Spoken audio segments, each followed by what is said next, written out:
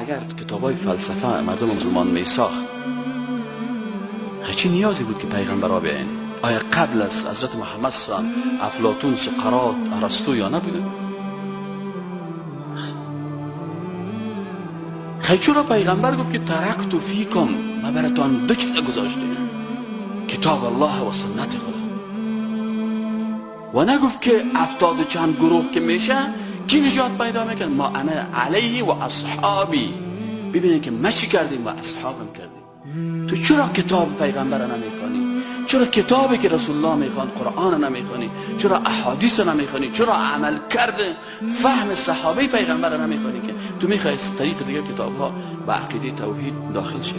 از خاطر این مشکل اساسی هست که ما داریم تابال نفهمیدیم که برای عقیده توحید از کدام کتاب استفاده کنیم. از برای خدا هندو به خاطر هندویزم خود از گرنگ خود استفاده میکنن، نصرانی به خاطر عقیده تثلیث خود از بایبل خود استفاده میکنن، یهود به خاطر فهم عقیده خود از تورات تحریف شده استفاده میکنن. بگه هر چیز است، لکن مسلمان به خاطر عقیده توحید خود از قرآن استفاده نمیکنن. یعنی چرا خیلی ما از هندو هم بدتر شدیم، از یهود هم بدتر شدیم، از نصارا هم بدتر شدیم. و از کتاب دین خود دینه میگیره، ما قرآن قرار در سر دیوار ماندیم و عقیده خود از دیگه کتاب ها میگیریم.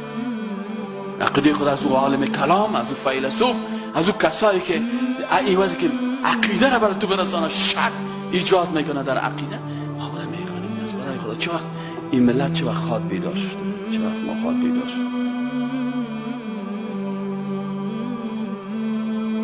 چه خواد گفتیم در مقابل الله سبحانه و تعالی که ما عقیده خود از کجا گرفتیم؟